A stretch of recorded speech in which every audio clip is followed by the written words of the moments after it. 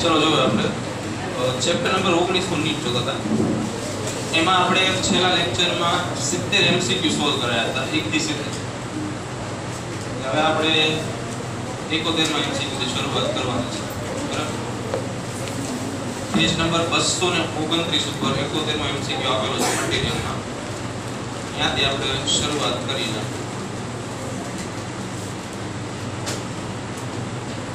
Chapter number 19 NEET page number 229 एम से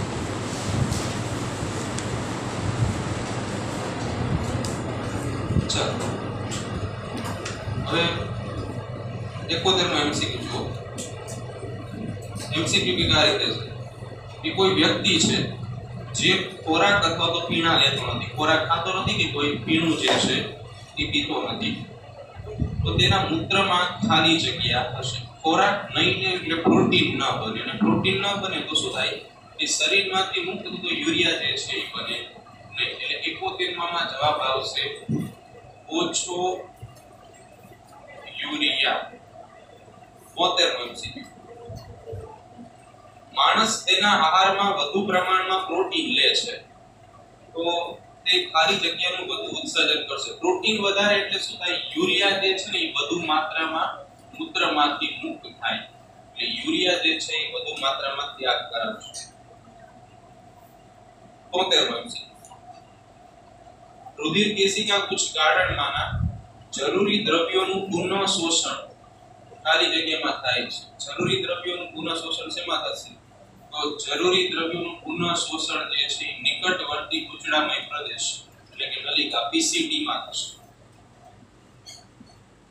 74 માં છે મૂત્રપિંડની નિષ્ફળતાને લીધે રુધિરમાં યુરિયાનું પ્રમાણ વધુ થાય આ ઘટનાને શેના તરીકે ઓળખવામાં આવે છે તો એને યુરેમિયા તરીકે ઓળખવામાં આવશે 74 માં યુરેમિયા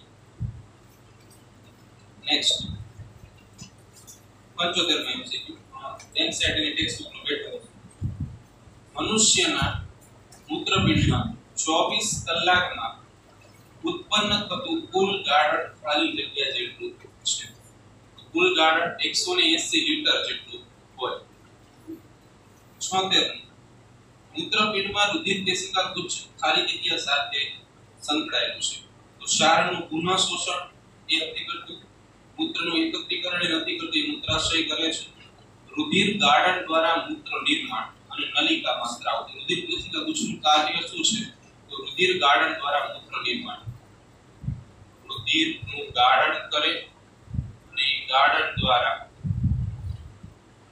મૂત્ર નિર્માણ કરે 77 ઉત્સર્ગ એકમમાં મૂત્ર નિર્માણની પદ્ધતિ સાથે શું સંકળાયેલું છે ઉત્સર્ગ એકમની અંદર કઈ પ્રક્રિયા થાય છે સૂક્ષ્મ ગાળણ પ્રજનન એ તો આવે જ પ્રજનન ઓપ્શન ના આવે પ્રસરણ પહેલા હોય પણ ના આવે આશ્રિત પાણી સાથે સંકળાયેલી પ્રક્રિયા છે તો જવાબ આવશે સૂક્ષ્મ ગાળણ દ્વારા બધા ઘટકો જે છે ગળાય છે અને શરૂઆત જે છે મૂત્ર નિર્માણની અહીંયાથી થાય છે 78 અંતસ્ત્રાવ કે જે રુધિર કેશિકા કુછ ગાળણમાંથી પાણીનું પુનઃ શોષણ કરે છે એટલે પાણીના પુનઃ શોષણ સાથે સંકળાયેલ અંતસ્ત્રાવનું નામ જણાવો તો વાસોપ્રેસિસ અથવા વેસોપ્રેસિસ બીજા શબ્દોમાં એને એડીએચ પણ કહેવામાં આવે તમે પબ્લિક કરીને એડીએચ લખી નાખજો એન્ટી ડાયુરેટિક હોર્મોન ઘણી વખત ઓપ્શનમાં વાસોપ્રેસિસ ન આપેલું હોય એડીએચ આપેલું તો તમારે એડીએચ જે છે જરૂર પડે બરાબર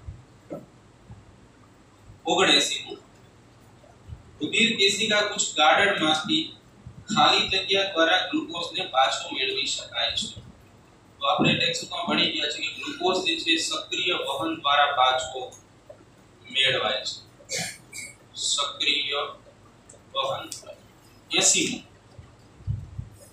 જો મૂત્રપિંડ પાણીના પુનઃ શોષણ માટે નિષ્ફળ જાય એટલે પુનઃ શોષણ ન કરી શકે તો પેશી પર ખાલી જગ્યા અસર થાય જો પુનઃ શોષણ નહીં કરી શકે એનો અર્થ એવો થાય પાણી દૂર થશે કોઈ પણ કોષની પેશી કોઈ પાણી વગર એકદમ સુકાઈ જાય શુષ્ક બની જાય આમાં તમને આપ્યું છે સંકુચિત અને કરચલી યુક્ત પેશી બને સંકુચિત અને કરચલી યુક્ત બને, કારણ કે પાણી જે છે એનું શોષણ નથી કરી શકતું।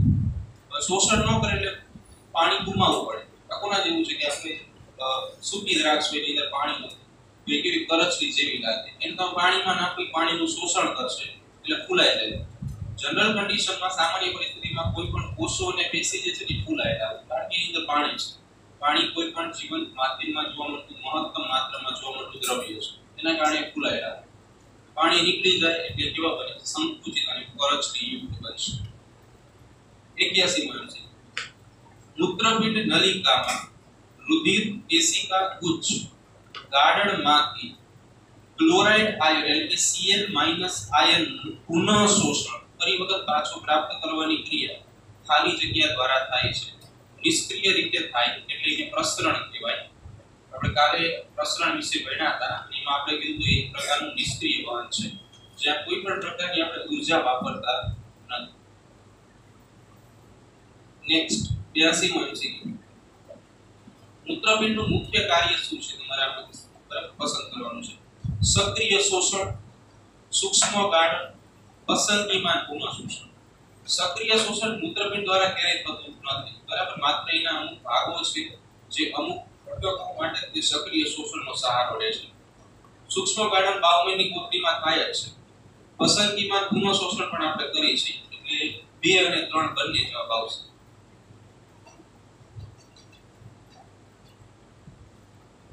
83મો એમસીક્યુ ખાલી જગ્યા રુધિરમાં જોવા મળે છે ઉત્સર્ગ એકમ ગાળણમાં નહીં। રુધિરમાં હશે પણ ઉત્સર્ગ એકમ દ્વારા જો ગાળણ થાય એમાં હશે નહીં। તો યુરિયા રુધિર અને ઉત્સર્ગ એકમ ગાળણ બેમાં જોવા મળે। ગ્લુકોઝ જો ડાયાબિટીસની કન્ડિશન હોય તો બેમાં થોડી ઘણી માત્રામાં જોવા મળશે। એમિનો એસિડ એ પણ જોવા મળે। આ જે ત્રણ જોયા A, B અને C, યુરિયા, ગ્લુકોઝ અને એમિનો એસિડ, આ ત્રણ સરળ પ્રકારના અણુઓ જે ગાળણમાં નીકળી શકે ખરા। ગ્લોબ્યુલિન જટિલ પ્રકારનું પ્રોટીન છે, આમ જોવા જાવ બરાબર તો ગ્લોબ્યુલિન રુધિરમાં હશે, બ્લડમાં જોવા મળે। આપણે 18માં ચેપ્ટરમાં ભણશું બ્લડમાં ગ્લોબ્યુલિન નામનું પ્રોટીન હોય, પણ આ ગ્લોબ્યુલિન પ્રોટીન જે છે એ મૂત્રમાં હોય નહીં, એટલે જવાબ ગ્લોબ્યુલિન આવશે જે રુધિરમાં જોવા મળશે પણ મૂત્રમાં જોવા મળશે નહીં। ચાલો નેક્સ્ટ 84 નીચેના પૈકી કયું એક પાણી માટે સામાન્ય રીતે અપ્રવેશ્ય હોય છે? આપણે હેનલેના પાસ વિશે જોયું હતું, જો તમને યાદ હોય કે જે હેનલેનો પાસ છે એના 2 ભાગ હોય, એક આરોહી ભાગ હોય અને બીજો અવરોહી ભાગ હોય। આરોહી ભાગ પાણી માટે અપ્રવેશ્ય હોય પણ આયનો માટે પ્રવેશ્ય હોય। અવરોહી એના કરતા ઊંધું હોય, પાણી માટે પ્રવેશ્ય હોય પણ આયનો માટે અપ્રવેશ્ય હોય। હવે એમાં તમે જુઓ પીસીડી પાણીનું વહન કરાવશે, પીસીડી પણ કરાવશે, અવરોહી ભાગ પાણીનું વહન કરાવે, આરોહી ભાગ કરાવતો નથી। એટલે હેનલેના પાસનો આરોહી ભાગ જવાબ આવશે, બીજો ઓપ્શન। 85 મૂત્ર ઉત્સર્ગિકાઓમાં બદલાતા થ્રેશોલ્ડ દ્રવ્યો, યાદ હોય તો આપણે થિયરીમાં લખાયેલું થ્રેશોલ્ડ દ્રવ્ય વહન પામતા દ્રવ્યો કયા છે? તો મુખ્યત્વે થ્રેશોલ્ડ દ્રવ્ય જે છે એમાં પાણી અને ક્ષાર આ બેનો સમાવેશ થશે। નેક્સ્ટ 86મો એમસીક્યુ રુધિર કેશિકા ગુચ્છમાંથી ગાળણ થતા ક્ષારના એટલે કે ક્ષારોના પુનઃ શોષણનું નિયમન ખાલી જગ્યા કરે છે। હવે આપણે ઉત્સર્જન તંત્ર દોરાયું એ વખતે એડ્રિનલ ગ્રંથિ દોરાઈ હતી, જો તમને યાદ હોય તો એ એડ્રિનલ ગ્રંથિ જે છે એ આવી શંકુ આકારની ગ્રંથિ હોય, લાઈક ધીસ આવી। એમાં જે સેન્ટર પોર્શન હોય ને એડ્રિનલ મજ્જક કહેતા હતા આપણે, અને બહારની બાજુનો જે ભાગ હોય ને એડ્રિનલ બાહ્યક કહેતા હતા। એટલે આ જે ભાગ છે એને એડ્રિનલ બાહ્યક કહેવામાં આવે, અંગ્રેજીમાં કોર્ટેક્સ કહેવાય। આ ભાગમાંથી ગ્લુકોકોર્ટિકોઇડ, મિનરેલોકોર્ટિકોઇડ અને સેક્સ કોર્ટિકોઇડ જેવા 3 અંતઃસ્ત્રાવો નીકળે. એમાં ગ્લુકોકોર્ટિકોઇડ જે છે ને એ ગ્લુકોઝના શોષણ માટે ઉપયોગી હોય. આ ગ્લુકોઝનું શોષણ કરે. મિનરલોકોર્ટિકોઇડ્સ આયર્નના શોષણ માટે હોય અને આ જે છે એ જાતીય અંતઃસ્ત્રાવો પર સીધી અસર કરે. હવે આમાં જવાબ આપણને આયનો માટેની વાત કરેલી છે એટલે જવાબ મિનરલોકોર્ટિકોઇડ આવશે. બરાબર, ઓપ્શનમાં તમને આપેલું છે કે મિનરલોકોર્ટિકોઇડ જે છે ઓક્સિટોસિન આપેલું છે. ઓક્સિટોસિન ખરેખર આમાંનો હોય વેસોપ્રેસિન અથવા વાસોપ્રેસિન એડીએચ જેને કહે એ પાણીના શોષણ સાથે સંકળાયેલ છે. ગ્લુકોકોર્ટિકોઇડ આપણે વાત કરી ગ્લુકોઝ માટે છે અને આપણને 4 પૂછેલું છે જવાબ આવશે મિનરલોકોર્ટિકોઇડ. એમાં જવાબ આવશે 4. 87. જો બહિર્વાહી કરતા અંતર્વાહી ધમનિકાનો વ્યાસ ઓછો હોય તો શું થાય? જનરલ જે આપણે સંભાવના છે એની કરતા ઊંડી સંભાવના અહીંયા તમને રજૂ કરીને પ્રશ્ન પૂછ્યો છે કે આવું થાય તો શું થાય. બરાબર, તો સૂક્ષ્મ ગાળણ થવા માટે બરાબર અલગ અલગ વ્યાસ બહુ જરૂરી છે. જો એની કરતા ઊંડું થાય તો સૂક્ષ્મ ગાળણ થાય નહીં. 88 છે આલ્ડોસ્ટેરોન દ્વારા ઉત્સર્ગ એકમનો કયો ભાગ અસર પામે છે? તો આલ્ડોસ્ટેરોન બરાબર જે દ્વારા જે આઘાત ઉત્પન્ન થાય એ ડીસીટી ને અસર કરશે અને વધુને વધુ પુનઃ શોષણ પાણીનું કરશે જેના કારણે મૂત્ર વધુ મંદ બનશે, સાંદ્ર બનશે.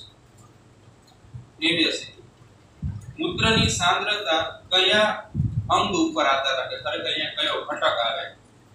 તો એ હેન્લેના પાસ ઉપર આધાર રાખે. આ હેન્લેના પાસની લંબાઈ જેટલી વધારે હોય ને એટલું મૂત્ર વધુને વધુ સાંદ્ર બને અને હેન્લેના પાસની લંબાઈ જેટલી ઓછી હોય એટલું મૂત્ર મંદ બને. કેમ કે ગાળણ થશે ને એ ગાળણ દબાણપૂર્વક હેન્લેના પાસમાંથી પસાર થશે. બરાબર, એટલે હેન્લેનો પાસ મહત્વની ભૂમિકા ભજવશે. હવે એના પછીનો એના જેવો જ પ્રશ્ન છે 90 એમસીક્યુ જો. જો સસ્તનના ઉત્સર્ગ એકમમાં હેન્લેનો પાસ ગેરહાજર હોય એટલે કે હેન્લેનો પાસ છે જ નહીં તો નીચેનામાંથી કયું માન્ય ગણાશે? તો પહેલું છે મૂત્ર નિર્માણ થશે નહીં. મૂત્ર નિર્માણ તો થશે. મૂત્ર નિર્માણની માત્રા અને પ્રમાણમાં જ્વલે કોઈ ફેરફાર, જ્વલે માટે ક્યારે થશે ફેરફાર થશે. મૂત્ર વધુ સાંદ્ર હશે કે મૂત્ર વધુ મંદ હશે?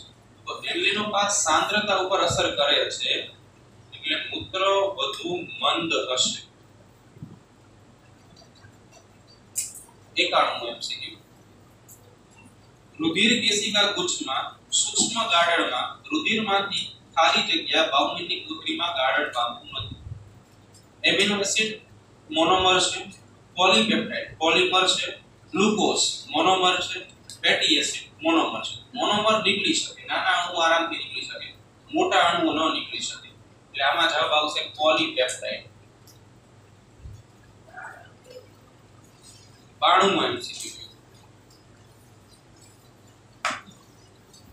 એમસીક્યુ ને ટિક કરજો. 92 એમસીક્યુ કે આ તમારે યાદ રાખવાનો એક મુદ્દો છે. કુલ દબાણ ઢોળાંચ કે જે રુધિર કેશિકા ગુચ્છના પ્રવાહીને કેપ્સ્યુલ ગાળણ કરાવે છે. કેપ્સ્યુલ નો અર્થ થાય બાઉમિનની કોથળીમાં જે ગાળણ કરાવે છે એમાં દબાણનો રેશિયો કેટલો હોવો જોઈએ? તો 10 થી લઈને 25 mmHg જેટલો દબાણનો રેશિયો હોય તો ગાળણની પ્રક્રિયા જે છે થઈ શકે. 93 એમસીક્યુ ટેક્સ્ટ બુક નો એમસીક્યુ છે. ખાલી જગ્યા ધરાવતા દર્દીમાં હિમોડાયાલિસિસ મદદ કરે છે. તો કયા રોગના દર્દીઓ હિમોડાયાલિસિસ કરાવે છે? તો યુરેમિયા. 94 મૂત્રપિંડ નલિકાના દૂરસ્થ ભાગમાં પાણીનું પુનઃ શોષણ ખાલી જગ્યા દ્વારા થાય છે. દૂરસ્થ ભાગ એટલે ડીસીટી. એમાં પાણીનું પુનઃ શોષણ કોણ કરાવે છે? એડીએચ કરાવે છે, એન્ટીડાયુરેટિક હોર્મોન. 95 બાઉમેનની કોથળીમાં અપૂરતા ગાળણના કારણે નીચેનામાંથી એક સિવાય બધું થવાની સંભાવના છે. શબ્દમાં લખેલો છે અપૂરતું ગાળણ. સંપૂર્ણ ગાળણ નથી થતું, અપૂર્ણ ગાળણ થાય તો કઈ સંભાવના સિવાયની બધી સંભાવનાઓ જોવા મળે? તો શરીરમાં પ્રવાહીનું એકત્રીકરણ થાય એ સાચું છે, બરાબર, એ જોવા મળે. રુધિર દબાણમાં વધારો થઈ શકે એ પણ થઈ શકે, રુધિરમાં યુરિયાના પ્રમાણમાં પણ વધારો થઈ શકે, બરાબર, કે દબાણ નું કારણ નથી કરતું, મૂત્ર દ્વારા ગ્લુકોઝનો વ્યય થાય, આ અશક્ય છે, મૂત્ર દ્વારા ગ્લુકોઝનો વ્યય થાય નહીં. 96મો MCQ, સોડિયમનું મૂત્રમાં ઉત્સર્જન ખાલી જગ્યા દ્વારા નિયમન પામે છે. સોડિયમ એટલે આયન, આયન માટે મિનરલોકોર્ટિકોઇડ જે એડ્રેનલ બાહ્યકનો ભાગ છે. તમને ઓપ્શન આપ્યો છે એડ્રેનલ બાહ્યક, બરાબર, એમાં આવશે એડ્રેનલ બાહ્યક. 97મો MCQ, મૂત્રપિંડમાં મૂત્ર નિર્માણ નીચે મુજબની પ્રક્રિયામાં સંકળાઈને ગોઠવાય છે. તબક્કાઓ તમારે યાદ રાખવાના છે, બરાબર. આ આપણો ટોપિક હતો મૂત્ર નિર્માણ, ત્યાં તબક્કાઓ પૂછેલા છે. સૌથી પહેલા શું થતું હતું? રુધિર કેશિકા ગુચ્છમાં ગાળણ, પછી આવે પુનઃ શોષણ, અને પછી શું આવે? નલિકામાં સ્ત્રાવ. તો એ સિક્વન્સ યાદ રાખવાનું છે આપણે. સૌથી પહેલા આવશે રુધિર કેશિકા ગુચ્છમાં ગાળણ, પછી ફરી વખત શોષણ થાય એટલે આપણે એને નામ આપશું પુનઃ શોષણ, અને પછી નલિકાઓની અંદર સ્ત્રાવની ક્રિયા થાય જેને કહેવાય નલિકામાં સ્ત્રાવ. ચલો નેક્સ્ટ 98મો MCQ જુઓ. એન્ટેના પાસનો આરોહી ભાગ શેના માટે પ્રવેશશીલ હશે? Thank you. આરોહી ભાગ આયનો માટે પ્રવેશશીલ છે. હવે ઓપ્શનમાં આપણને આયનો નથી પણ ગ્લુકોઝ આપ્યું છે, NH3 આપ્યું છે, પાણી આપ્યું છે, અને Na+ આપેલું છે. તો એની અંદર આયન કોણ છે? Na+ છે, બરાબર, એટલે Na+ જવાબ આવશે. નેક્સ્ટ 99મો MCQ, કયું અસંગત છે? મીન્સ કયું ખોટું છે? પહેલા નંબર ઉપર છે બાઉમેનની કોથળી રુધિર કેશિકા ગુચ્છનું કારણ. એ સાચું છે, બાઉમેનની કોથળીમાં રુધિર કેશિકા ગુચ્છ ગાળણ થશે. બીજા નંબર ઉપર છે PCT Na+ અને K+ નું શોષણ કરે છે, એ પણ સાચું છે. DCT ગ્લુકોઝનું શોષણ કરે છે, આ ખોટું છે. અને સંગ્રહ નલિકા પાણીનું શોષણ કરશે, તો એમાં DCT ગ્લુકોઝનું શોષણ.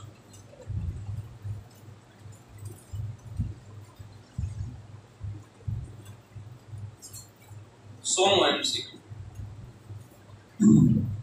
જો રુધિરમાં ADH નું પ્રમાણ ઘટે તો શું થાય? તો જો ADH ઘટે ને તો બે સંભાવના થાય. મૂત્ર મંદ બને, મૂત્રનું પ્રમાણ વધે, એટલે કે જથ્થો વધે, બરાબર. પહેલો જવાબ આવશે. આવું સાઈડમાં લખી રાખવાનું, કોર્ટેક્સ ઓળું લખવાનું છે, બરાબર. 101મો પ્રશ્ન, મનુષ્યના રુધિર કરતા મનુષ્યનું મૂત્ર સામાન્ય રીતે ખાલી જગ્યા હોય છે. માનવ રુધિર છે ને એ બ્લડની pH 7.4 હોય, એટલે ઇન શોર્ટમાં સ્લાઇટલી બેઝિક પ્રકારનું ઘટક હોય. અને એવી જ રીતે માનવ યુરિન છે એની pH 6.0 હોય, એટલે એસિડિક ઘટક હોય. તો જનરલ તમે જોવા જાવ તો એસિડની સાંદ્રતા હંમેશા વધારે હોય, એટલે કે મૂત્ર વધુ સાંદ્ર હોય રુધિર કરતા. હવે આ જે શબ્દ વધુ સાંદ્ર છે એના માટે શબ્દ વપરાય છે અતિ સાંદ્ર, એટલે કે હાઇપરટોનિક, બરાબર. એટલે અતિ સાંદ્ર બીજો જવાબ આવશે. 102, રુધિર કેશિકા ગુચ્છનું મુખ્ય કાર્ય શું છે? તો રુધિરનું ગાળણ કરવું, બરાબર. રુધિરનું ગાળણ કરવું. 103, DCT માં H2O નું શોષણ ખાલી જગ્યા દ્વારા નિયંત્રિત છે. 88મો પ્રશ્ન રિપીટ થયો, બરાબર. ADH પર અહીંયા એવું પૂછ્યું ADH ક્યાં કામ કરે છે? તો DCT માં કામ કરે. અહીંયા તમને એમ પૂછ્યું કે DCT માં પાણીનું પુનઃ શોષણ કોના દ્વારા નિયંત્રિત હોય? તો ADH. 104, રુધિર કેશિકા કુછ ગાળણ ખાલી જગ્યા ધરાવે છે. શું ધરાવે છે? તો રુધિર કોષો સિવાયનું રુધિર અને અમુક પ્રોટીનમય ઘટક. રુધિર કોષો સિવાયનું રુધિર અને અમુક માત્રામાં પ્રોટીનમય ઘટક. 105 रुधिर केशिका गुच्छ जलीय दबाण खाली जग्याમાં પણ તમને જોવા મળે છે તો ઉત્સર્ગિકા रुधिर केशिका गुच्छ उत्सर्गिकाना रुधिर केशिका गुच्छમાં 106 Na+ અને K+ આયનનું શોષણ ખાલી જગ્યામાં થતું નથી બાઉમેનની કોથળી એમાં ન થાય એમએનઓ પાસ ડીસીડી અને બીસીડી બેયમાં થાય એટલે જવાબ આવશે બાઉમેનની કોથળી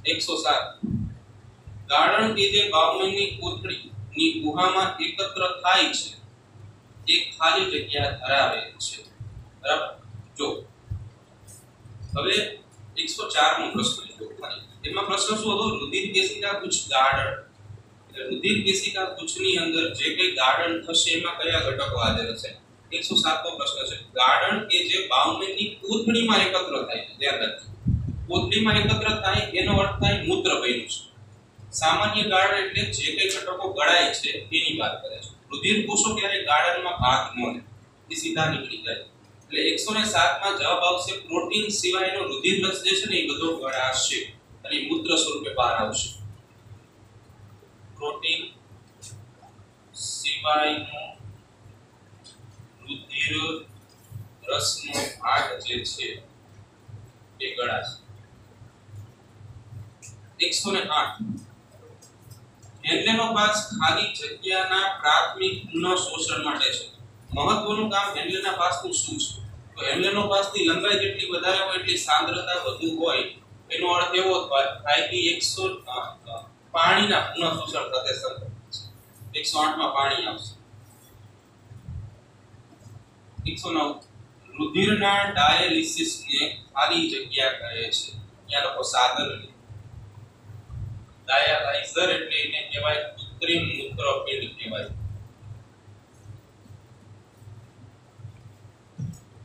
110 ગ્લુકોઝનું સંપૂર્ણ પુનઃ શોષણ ખાલી જગ્યામાં થાય છે તો ગ્લુકોઝનું સંપૂર્ણ પુનઃ શોષણ પીસીડી માં થશે નિકટવર્તી કુચલામી નલિકા 111 નિષ્ફળ ગયેલા મૂત્રપિંડની એટલે કે કામ કરતા અટકી ગયેલી પરિસ્થિતિ એટલે કે આવા મૂત્રપિંડ જે નિષ્ફળ થયું છે એમાંથી ઉત્પન્ન થતું મૂત્ર ખાલી જગ્યા તરીકે ઓળખાય તો નિષ્ફળ થયેલા મૂત્રપિંડમાંથી સર્જાતું મૂત્ર એન્યુરિયા તરીકે ઓળખવામાં આવશે એન્યુરિયા નિષ્ફળ ગયેલા મૂત્રપિંડમાંથી સર્જાતું 112 ડાયુરેસિસ એ પરિસ્થિતિ છે કે જેમાં શું થાય છે આ પોઈન્ટ આપણે લખાયો બરાબર તો મૂત્ર ઉત્સર્જનના જથ્થામાં વધારો થશે મૂત્ર ઉત્સર્જનના જથ્થામાં વધારો થાય 113 મૂત્રમાં આરબીસી એટલે કે રક્તકણની હાજરીને ખાલી જગ્યા કરે છે આ લખાયું હતું હિમેટ્યુરિયા કહેવામાં આવે 114 ડાયાબિટીસ ઇન્સિપિડસ થી પીડાતા વ્યક્તિનું મૂત્ર ખાલી જગ્યા હોય છે આપણે ઇન્સિપિડસ અને મેલિટસ બે વિશે વાત કરી હતી ઇન્સિપિડસ માં એડીએચ કોસ્ત્રાવ અતિશય ઘટી જાય જેના કારણે પાણી જે છે એ વધુ ને વધુ મુક્ત થાય એટલે કે મૂત્ર અતિશય મંદ બને એટલે આમાં આપણે અકોર્ડિંગ ટુ ઓપ્શન જોઈએ તો સ્વાદ વિહીન અને પાણીમય નો અર્થ એવો થાય વધુ જથ્થામાં પાણી જે છે ને એ શરીરમાંથી મૂત્ર સ્વરૂપે ત્યાગ થાય 115 આ મુદ્દો આપણે લખાયો હતો કે જો માણસના શરીરમાંથી એક મૂત્રપિંડને દૂર કરવામાં આવે તો શું થશે તો કંઈ જ નહીં વ્યક્તિ જીવશે અને બાકી રહેલા મૂત્રપિંડ હાઇપરટ્રોફાઇડ બનશે એટલે આન્સર 4 આવે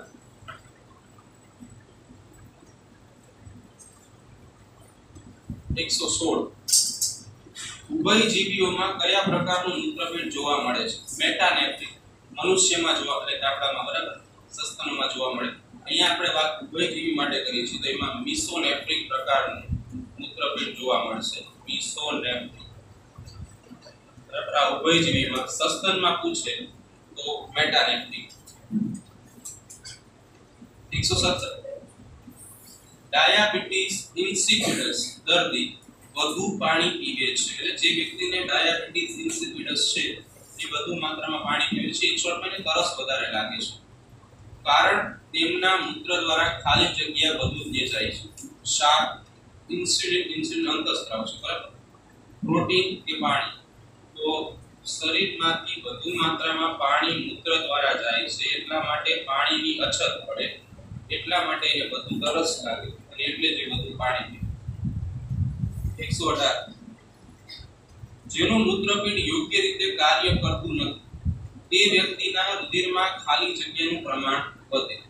જે વ્યક્તિનું મૂત્રપિંડ વ્યવસ્થિત કામ કરતું ન હોય એમાં યુરિયાનું પ્રમાણ જે છે એ વધારે હશે. 119 યુરેમિયા રોગ થાય છે જ્યારે ખાલી જગ્યાનું પ્રમાણ વધારે હોય છે. તો યુરેમિયા રોગમાં શું થાય? રુધિરમાં યુરિયાનું પ્રમાણ વધે.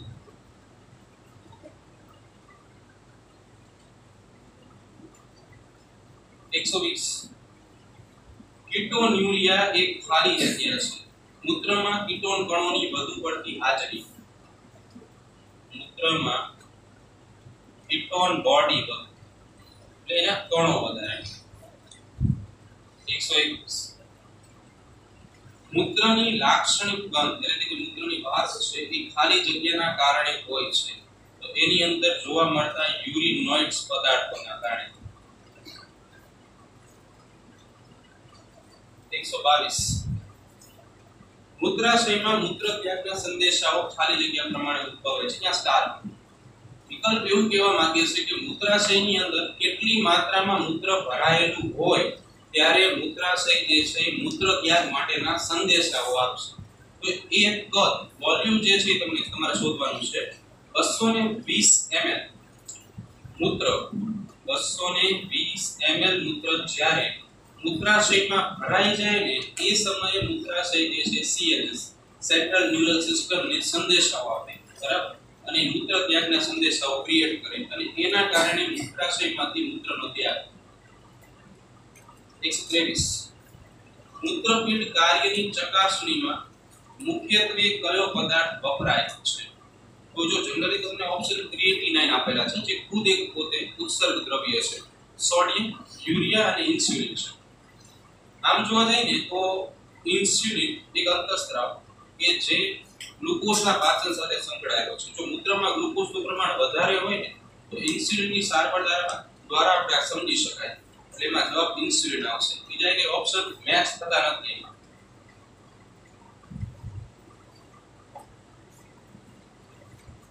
124 નીચેનામાંથી કઈ એક રુધિરવાહિની સસ્તનોમાં ઓછા પ્રમાણમાં યુરિયા ધરાવે છે? એમાં જવાબ આવશે મૂત્રપિંડ શિરા. આ આગળ પણ આવી ગયો હતો. મૂત્રપિંડ શિરામાં યુરિયાની માત્રા અતિશય ઓછી હશે. 125 મૂત્રમાં આલ્બ્યુમિનની હાજરી ખાલી જગ્યાના કારણે હોય છે. આલ્બ્યુમિન એક પ્રોટીન છે. પ્રોટીનના કણોના કદ વધારે હોય. તો એ કણો જે વધારે કદના છે ગળાય કેવી રીતે? તો કે રુધિર કેશિકા કુછમાં ગણાય. તો માલપીડિયન કાયમાં ઈજા થાય તો આ કદ જે છે વધી જાય. એટલે માલપીડિયન કાયમાં ઈજા થવાના કારણે આવું જોવા મળશે. 126 મૂત્રપિંડના સ્ફટિક એટલે કે મૂત્રપિંડમાં જોવા મળતી પથરીઓ, સ્ફટિકો ખાલી જગ્યાના નાના સમૂહો હોય છે. કયા ઘટકો ભેગા મળીને આવી પથરીઓ જે છે બનાવતા હોય છે? કેલ્શિયમ નાઇટ્રેટ અને યુરિક એસિડ, ફોસ્ફેટ અને યુરિક એસિડ, કેલ્શિયમ કાર્બોનેટ અને યુરિક એસિડ, કેલ્શિયમ મેટાબિસલ્ફાઇડ અને યુરિક એસિડ. તો જનરલી જે મૂત્રપિંડના સ્ફટિકો તરીકે ઓળખાય છે એ યુરિક એસિડના જમાવટથી બને અને એની સાથે શરીરમાં આવેલો ફોસ્ફેટ આયન જે છે એ જોડાય. હવે ભેગા થવાથી મૂત્રપિંડના સ્ફટિક બનાવે. 127 પૃષ્ઠવંશીઓમાં ઉચ્ચ કક્ષાના સજીવોની વાત છે. મૂત્રનો પીળો રંગ ખાલી જગ્યાના કારણે હોય છે તો એ યુરોક્રોમ નામના રંજક દ્રવ્યના કારણે હોય છે કે જે હિમોગ્લોબિનના વિઘટનના કારણે બને છે. આવો થિયરીમાં એક પોઈન્ટ લખાયો યાદ રાખો. 128 ડાયયુરેસિસ એ પેથોલોજીકલ અવસ્થા છે. પેથોલોજીકલ નો અર્થ કેવો થાય? પેથોલોજી રોગ વિજ્ઞાન, રોગોના અભ્યાસ સાથે સંકળાયેલી મેડિકલ સાયન્સની બ્રાન્ચ જે છે ને એને પેથોલોજી કહેવાય. તો ડાયયુરેસિસ એ પેથોલોજીકલ અવસ્થા છે એટલે કે રોગગ્રસ્ત અવસ્થા છે જેની લાક્ષણિકતા ખાલી જગ્યામાં પરિણમે છે. એટલે એની લાક્ષણિકતાનું લક્ષણ શું છે? તો મૂત્ર ઉત્સર્જનના કદમાં વધારો,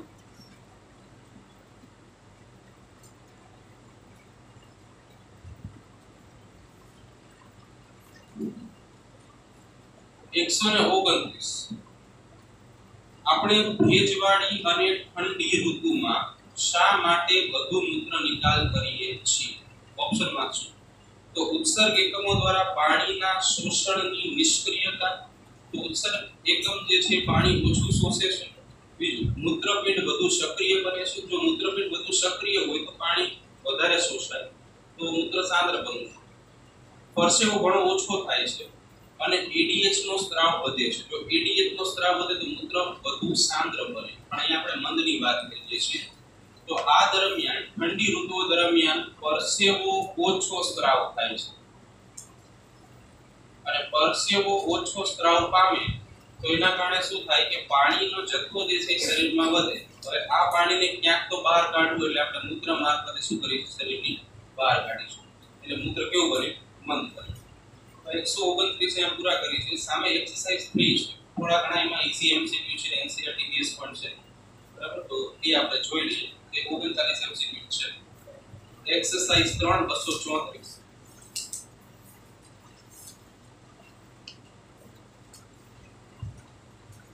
પેજ નંબર 234. ચલો એમાં પહેલો એમસીક્યુ જોઈએ. મૂત્રપિંડમાં મૂત્ર વાહિની, રુધિર વાહિની અને ચેતાઓ ખાલી જગ્યા દ્વારા દાખલ થાય છે અથવા તો એ જગ્યા દ્વારા બહાર નીકળે છે તો એને નાભી કહેવામાં આવે. નાભી એક એવો પ્રદેશનો ભાગ છે કે જ્યાંથી ચેતાઓ બહાર પણ નીકળે અને અંદર પણ દાખલ થાય. આ રીતે આપણે જે મૂત્રપિંડ દોરતા હતા એમાં આ જે ઝોન છે આ નાભી તરીકે ઓળખાય. ત્યાંથી ચેતાઓ દાખલ પણ થાય, બહાર પણ નીકળે, રુધિર વાહિનીઓ પણ બહાર નીકળી શકે અને દાખલ પણ થઈ શકે. ઝીંગામાં ઉત્સર્ગ અંગ ખાલી જગ્યા છે. તો ઝીંગામાં હરિત પિંડ આવેલું હોય જે ઉત્સર્ગ અંગ તરીકે કામ કરે. નંબર 3, નીચેનામાંથી કઈ પરિસ્થિતિમાં જે જી કોષો, જક્સ્ટાગ્લોમેરુલર કોષો સક્રિય થઈને રેનિન નો સ્ત્રાવ કરશે?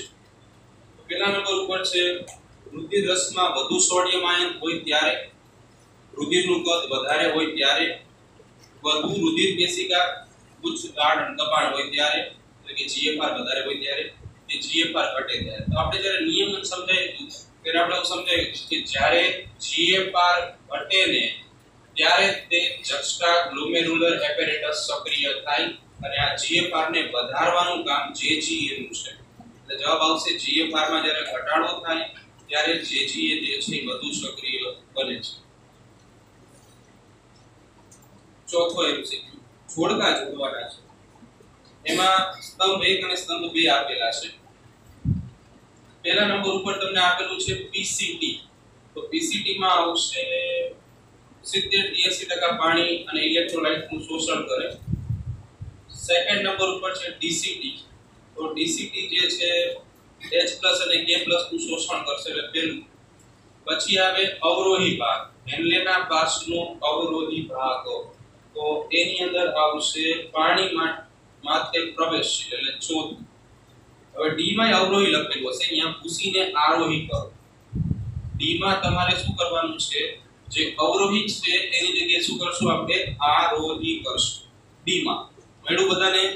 ડી માં તમારે શું કરવાનું છે? અવરોહી લખેલું છે, અહીંયા પૂછી નાખો અને ઉપર લખો આરોહી, કેમ કે બે એક સરખા અવરોહી થઈ જશે. તો ડી એટલે આરોહી ભાગ જે છે એનું કામ શું છે? તો કે આરોહી ભાગ ક્ષાર માટે પ્રવેશી હોય, અહીંયા આપણે લખાયું છે. અને એ માં સોરી ઈ માં આપેલું છે સંગ્રહણ નલિકા. તો હવે બાકી બધેલું શું છે? ત્રીજું બાકી બધે બરાબર. એટલે યુરિયા ઓછા પ્રમાણમાં દાખલ કરાવે. પાંચમો એમસીક્યુ, ઉત્સર્ગ એકમનો નીચેનો કયો ભાગ મૂત્રપિંડના બાહ્ય પ્રદેશમાં આવેલો હોય છે? માલભીદ્યન કાય, પીસીટી, ડીસીટી કે આપેલ તમામ? એટલે આપેલ તમામ. એટલે બધા જે છે એ બાહ્યકમાં આવેલા છે. આપણે થિયરીમાં લખાય તો યાદ હોય. છઠ્ઠું, મૂત્રપિંડની પથરી ખાલી જગ્યાની બને છે. એટલે કયા ઘટકો ભેગા થવાથી મૂત્રપિંડની પથરી બનશે? તો કેલ્શિયમ ઓક્ઝલેટ.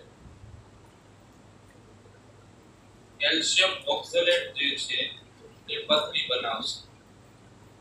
સાતમું, રુધિર કેશિકા ગુચ્છ કેશિકાઓનું રુધિર દબાણ ખાલી જગ્યા દ્વારા રુધિરના ગાળણને અસર કરે છે. કેશિકામાંથી વહેતું રુધિર અને એનું દબાણ કેવી રીતે અસર કરે છે? પહેલા નંબર ઉપર છે રુધિર કેશિકા ગુચ્છની રુધિર વાહિનીનું અંતઃછદમાં અસર કરે છે. બાહુબંધની કૂતરીનું અધિચ્છદ અસર કરે છે. બે આવરણ વચ્ચે આવેલી આધાર કલા અસર કરે છે કે ઉપરના તમામ? એટલે બધા, ઉપરના બધા જ અસર કરે છે. આ પણ આપણે એનસીઈઆરટી માં સમજાવેલું છે આકૃતિ દોરીનું ગાળણ માટે. 8, નીચેના પૈકી કયો પદાર્થ નિષ્ક્રિય વહન દ્વારા શોષણ પામશે? ગ્લુકોઝ, એમિનો એસિડ મોટાભાગે સક્રિય વહન દ્વારા વહન પામતા હોય છે. સોડિયમ પણ જ્યારે વધુ જરૂરિયાત હોય ત્યારે સક્રિય વહન દર્શાવે. પણ HCO3- આયન કે જેને આપણે બાયકાર્બોનેટ આયન કહીએ છીએ એ નિષ્ક્રિય સ્વરૂપે વહન પામે છે. 100% નિષ્ક્રિય સ્વરૂપે વહન પામશે. નંબર 9, બાહ્યકના આંતરાલીય જળની ઊંચી ઓસ્મોમોલારિટી, જે આપણે મિલી ઓસ્મોસ લખતા હતા બરાબર, કાઉન્ટર કરંટ ક્રિયાવિધિમાં ગાળણની સાંદ્રતાની ક્રિયાવિધિ, એની જાળવણીમાં નીચેના પૈકી કયા ઘટકો સૌથી વધારે મહત્વના છે? તો એની જાળવણી માટે NaCl અને યુરિયા આ બે મહત્વના છે. 10, Na+ અને પાણીનું મહત્તમ પુનઃ શોષણ ઉત્સર્ગ એકમના કયા ભાગમાં થાય છે? તો સોડિયમ અને પાણી સૌથી વધુ માત્રામાં પીસીટી માં શોષાશે. 11, નીચેના પૈકી કયો અંતઃસ્ત્રાવ વાહિનીનું સંકોચન પ્રેરે છે? જો અહીંયા વાત કરે છે વાહિનીના સંકોચનની, તો એમાં જવાબ આવશે આલ્ડોસ્ટેરોન. સંકોચન પ્રેરશે, બ્લડ પ્રેશર વધશે અને એના કારણે GFR વધશે. પાછળ તમને જવાબ ADH આપેલો છે, સુધારી નાખજો. આપણે આલ્ડોસ્ટેરોન રાખવાનો છે બરાબર. ઓકે ચાલો. યુરિયામાં Na+ નું ઉત્સર્જન ખાલી જગ્યા દ્વારા વધે છે બરાબર. તો ANF દ્વારા બરાબર જે હૃદયની દિવાલમાંથી નીકળશે એ સોડિયમનું પ્રમાણ જે છે એ વધારશે. 13, મૂત્રમાં કીટોન બોડી એટલે કે કીટોન કણ ની હાજરી ખાલી જગ્યા દર્શાવે છે. ડાયાબિટીસ ઇન્સિપિડસ કે જેમાં શું થાય કે પાણી વધુ માત્રામાં મૂત્ર સ્વરૂપે ત્યાગ પામે, એમાં કીટોન કણની કોઈ હાજરી નથી. ડાયાબિટીસ મેલિટસ આપણે ભણેલા છે બરાબર. મૂત્રના ભૌતિક ગુણધર્મોમાં છેલ્લી લાઈન હતી, જમણા બાજુના પેજ ઉપર જે ઉપરની બાજુ પહેલો પેરેગ્રાફ હતો એની છેલ્લી બે લાઈન એ મોટાભાગે શું છે કે એમાં અમુક ઘટકોની હાજરી અનિયમિતતા દર્શાવે. એમાં કીટોન કણોની હાજરી મેલિટસ દર્શાવતી હતી અને ડાયાબિટીસ મેલિટસ. બીજા નંબર પર ભૂખ. જ્યારે તમને યોગ્ય માત્રામાં ખોરાક ન મળે ત્યારે તમારા શરીરની અંદર જે સંગ્રહિત ખોરાક છે એનું ધીમે ધીમે વિઘટન થવાની શરૂઆત થાય અને પહેલા નંબર પર પ્રોટીનમય ઘટકો જે છે એનું વિઘટન શરૂ થાય અને એના કારણે કીટોન કણો જે છે ને મૂત્રમાં સૌથી વધુ માત્રામાં મુક્ત થશે. એટલે 2 અને 3 બંને આવશે.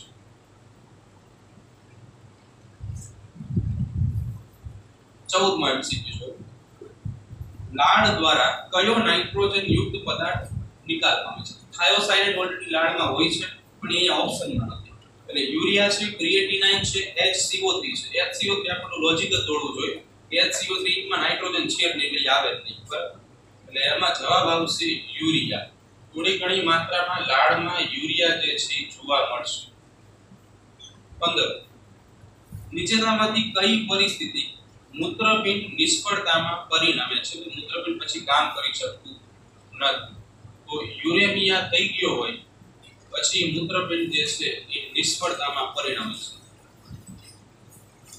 16મો એમસીક્યુ આખી આકૃતિ આપી છે તમને ઉત્સર્જન તંત્રની એબીસીડી એ થી લઈને એ સુધીના નામ નિર્દેશન આપ્યા છે તમારે દરેક નામ નિર્દેશનને ઓળખવાના છે કે કયો ભાગ શું દર્શાવે છે બરાબર તો ચાલો એ બરાબર જુઓ તો એ બરાબર શું હશે તો કે એ બરાબર કિડની છે એટલે કે મૂત્રપિંડ જે શું આપણે ડી બરાબર તમને કીધેલું છે તો ડી સાઈડમાં આપેલી છે એટલે ઉદરીય ધમની ઉદરીય મહાધમની પછી સી બરાબર મૂત્ર વાહિની દેખાય છે ડી બરાબર મૂત્રાશય દેખાય છે અને ઈ બરાબર મૂત્ર માર્ગ દેખાય છે 17મા એમસીક્યુ મૂત્રપિંડની લંબાઈ પહોળાઈ જાડાઈ અને વજન ત્રણે ત્રણ યોગ્ય હોય એવો વિકલ્પ આપણે શોધવાનો છે તો મૂત્રપિંડની લંબાઈ આપણે જાણી છે 10 થી 12 સેન્ટીમીટર હોય પહોળાઈ 5 થી 7 સેન્ટીમીટર હોય જાડાઈ 2 થી 3 સેન્ટીમીટર હોય વજન 120 થી 170 ગ્રામ હોય એટલે આ બધું જે છે એ પહેલા આન્સરમાં તમને જોવા મળશે 18મો એમસીક્યુ મૂત્રપિંડની મધ્ય સપાટી ખાલી જગ્યા હોય જો મધ્ય સપાટીના છેદમાં જોવા જઈએ ને તો મધ્ય સપાટી અંતર્ગોળ હોય અને બાહ્ય સપાટી જે છે એ બહિર્ગોળ હોય એટલે અંતર સપાટી અંતર્ગોળ અને બહારની બહિર્ગોળ આવું યાદ રાખો અંદરની અંતર્ગોળ બહારની બહિર્ગોળ અંદરની સપાટી લઈને કહેવાય મધ્ય સપાટી જે નાભી બને ને એ ભાગ 19 નીચેનામાંથી કેટલાક મેરુદંડી એના ઉત્સર્ગ અંગો તરીકે જ્યોત કોષો ધરાવે છે હવે તમને આ એમસીક્યુ જનરલ ખબર નહીં પડે કેમ કે તમે ચોખ્ખું ચેપ્ટર નથી ભણ્યા છતાં એમાં જવાબ એક આવશે અને જે રેતી કીડો છે એ જ્યોત કોષો ધરાવશે 20મો એમસીક્યુ તમને 4 વિધાન આપેલા છે A થી D સુધીના એ તમારે વાંચવાના છે અને એમાંથી કયા વિધાન સાચા છે એ તમારે શોધવાના છે પહેલું વિધાન જોઈએ જ્યારે કોઈ વધુ પાણી પીવે ત્યારે ADH નો સ્ત્રાવ ઘટે છે તો એ સાચું છે બીજા નંબર ઉપર ઠંડા વાતાવરણના સંપર્કમાં આવવાથી ADH નો સ્ત્રાવ બંધ થાય છે એ પણ સાચું છે ચા કોફીમાં રહેલું કેફીન DCT અને સંગ્રહણ નલિકામાંથી સોડિયમનું શોષણ વધારે છે આ ખોટું છે બરાબર ADH એ વાહિનીનું વિસ્તરણ પણ કરે છે ના એ એન્જિયોટેન્સિન દ્વારા થશે વિસ્તરણ તો બે સાચા છે A અને B 21મો એમસીક્યુ મનુષ્યનું મૂત્રપિંડ તો જ્યારે સંગ્રહણ નલિકાઓ પાણી માટે ઓછા પ્રવેશશીલ બને છે ત્યારે વધુ માત્રામાં મૂત્ર જે છે એટલે કે મંદ મૂત્ર જે છે એનો ત્યાગ કરશે આન્સર 2 આવશે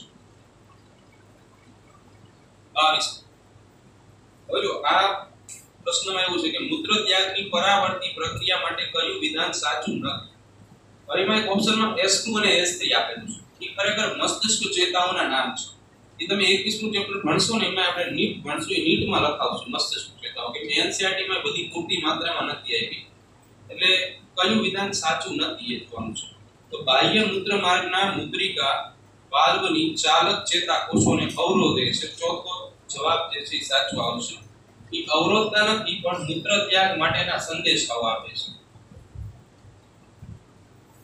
23મો એકદમ સેલો એમસીક્યુ છે માત્ર ગ્રાફ જોવાનો છે ટેડપોલ અને નીચે પુખ્ત લખેલું છે ટેડપોલ ખરેખર ડેડકાની અવસ્થા છે આપણે એ વખતે સમજાવ્યું કે ટેડપોલમાંથી પુખ્ત ડેડકો બને છે એવો એક ગ્રાફ આપ્યો છે આ સાઈડ પુખ્ત સ્તરે ઉત્સેચકોની પ્રક્રિયાના ટકા આપ્યા છે કે પ્રક્રિયા આટલા ટકા આગળ વધે છે હવે ઉપરનું વાંચી આપેલા આલેખ વિકાસ પામતા રેડ પોલ છે ને આ ટેડ પોલ કરો એ ભૂલ છે આ રેડ નહીં ટેડ કરો ટેડ પોલમાં યુરિયા સંશ્લેષણમાં ભાગ ભજવતા ઉત્સેચકોની સાંદ્રતા છે તો એ ટેડ પોલમાંથી પુખ્ત બને ત્યારે ઉત્સેચકોની સાંદ્રતા મેક્સિમમ લેવલે પહોંચે છે તો એનો અર્થ એવો થાય કે ટેડ પોલ એમોનિયા ત્યાગી હતો અને પુખ્ત ડેડકો યુરિયા ત્યાગી હતો એટલે એમોનિયામાંથી યુરિયાનું નિર્માણ થાય છે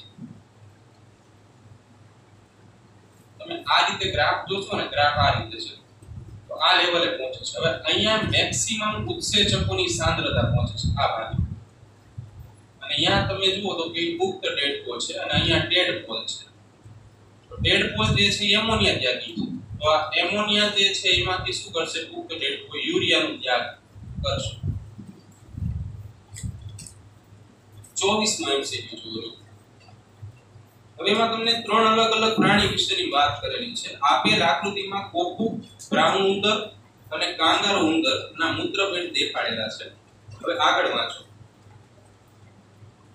જે વિભાજ્ય આપેલા છે જે બાહ્યક અને મજ્જકના કદની સરખામણી દેખાડે છે તો કોનું કદ કેટલું વધારે છે. કોકો મીઠા પાણીમાં જોવા મળે છે અને એને પીવાના પાણીની ખોટ ક્યારેય થતી નથી. બ્રાઉન ઉંદર પાણી પીધા વગર થોડા દિવસ સુધી ચલાવી શકે છે જ્યારે કાંગારૂ ઉંદર રણમાં જરાય પાણી પીધા વગર જીવી શકે છે. તો કયું મૂત્રપિંડ કયા પ્રાણીનું છે? A, B અને C જે ત્રણ આકૃતિ છે એ આડી અવળી છે, તમારે નક્કી કરવાની છે. તમારે આટલું જ યાદ રાખવાનું છે કે જેનો મજ્જકનો ભાગ વધુ વિકસિત હોય એ વધુ સાંદ્ર મૂત્ર મુક્ત કરી શકે. કેમ કે હેલેનો બાષ્પ વધુ માત્રામાં ગોઠવાયેલા હોય. તો કોકુ જે છે પાણીમાં જ રહે છે એટલે મંદ મૂત્ર મુક્ત કરશે. એટલે જે C જે તમને આપેલું છે એ કોકુનું છે, બરાબર. પછી પહેલા નંબર ઉપર જે આપેલું છે એમાં તમે જોઈ શકો છો મજ્જકનો વિસ્તાર 80% ઝોન રોકે છે. તો એ જે છે એ બ્રાઉન ઉંદર માટેનું છે. અને બીજા નંબર ઉપરનું તમે જોશો તો 100% જેટલો મજ્જકનો ભાગ આખો વિસ્તરેલો છે જે કાંગારૂ ઉંદરનું છે. એટલે આન્સર B આવશે 24 માં. પરિવાર યાદ આપણે એવું રાખવાનું છે કે મજ્જક જેટલો વધુ વિકસિત હોય એટલું વધુ સાંદ્ર મૂત્ર ત્યાગ થાય અને પાણીની ઉણપ હોય એવી જગ્યાએ હંમેશા સાંદ્ર મૂત્ર જે છે એ જ ત્યાગ કરશે, બરાબર. નેક્સ્ટ 25મો MCQ.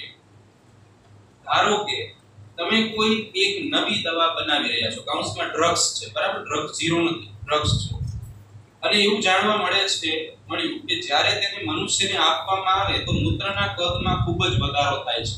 દવા એ તમે મનુષ્યને આપો એટલે એના મૂત્રના કદમાં વધારો થાય. મૂત્રના કદમાં વધારો ક્યારે થાય? જ્યારે ADH ઓછી માત્રામાં ત્યાગ થાય ત્યારે. જ્યારે તમે એન્ટી હાઇયુરેટિક છે ને અહીંયા ડાયુરેટિક કરો. ADH નું પૂરું નામ ખોટું લખ્યું છે, વ્યવસ્થિત નામ આવું આવે એન્ટી ડાયુરેટિક હોર્મોન. અહીંયા હાઈ થઈ ગયું છે. જ્યારે તમે ADH અથવા તો વાસોપ્રેસિન એ જ સમય આપો છો તો મૂત્રનું કદ પાછું હતું એવું ને એવું સામાન્ય થઈ જાય છે. તો તમે કયું અનુમાન લગાવી શકો છો? તમે દવા આપો છો તો મૂત્રના કદમાં વધારો થાય છે. બહારથી તમે ADH આપો તો મૂત્રનું કદ સામાન્ય થઈ જાય છે. તો આવું શા માટે? કયું અનુમાન તમે લગાડી શકો છો? તો અનુમાન એવું લાગે કે પિટ્યુટરીમાંથી ADH નો સ્ત્રાવ અવરોધાય. પિટ્યુટરીમાંથી દવા ADH નો સ્ત્રાવ અવરોધે છે.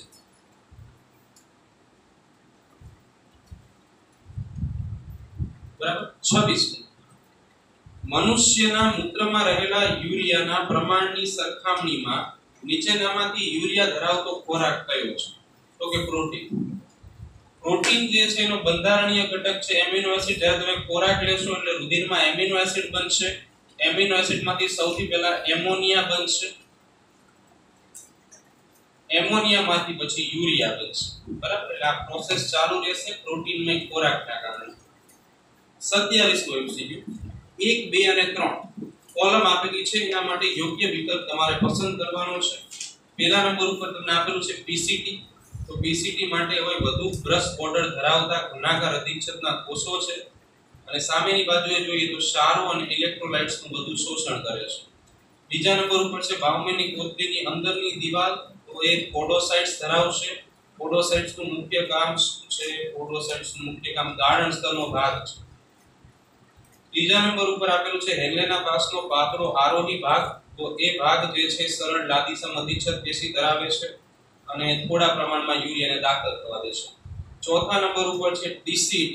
DCT નું કામ છે ઓછા બ્રશ બોર્ડર ધરાવે અને સામે એક જ વધે છે શરતી પુનઃ શોષણ કરે. એટલે તમારો આન્સર B આવશે. 28મો MCQ. હિમોડાયાલિસિસની પ્રક્રિયા દરમિયાન અલગ અલગ તબક્કાઓ તમને આપેલા છે. તબક્કાને તમારે સિક્વન્સમાં ગોઠવવાના છે. સૌથી પહેલા તમે શું કરો છો તો કે રુધિરને યોગ્ય ધમનીમાંથી લઈ એમાં હિપેરિન જેવા એન્ટીકોએગ્લુએન્ટ એટલે કે જે રુધિરને જામતું અટકાવે એવા પદાર્થો નાખીશું. પછી બીજા નંબર ઉપર તો ડાયાલિસિસ પ્રવાહીમાં રહેલ નલિકાના ગુચ્છામય છિદ્રીય સેલોફેનના આવરણ સ્વરૂપે રુધિરને પસાર કરી છે. પછી રુધિરમાંથી નાઇટ્રોજન યુક્ત કચરો દૂર કરીએ છીએ એટલે એનો નિકાલ કરીએ છીએ અને પછી ફરી વખત એન્ટી હિપેરિન દાખલ કરી હિપેરિનની અસરને દૂર કરીશું એટલે આમાં આન્સર 3 આવશે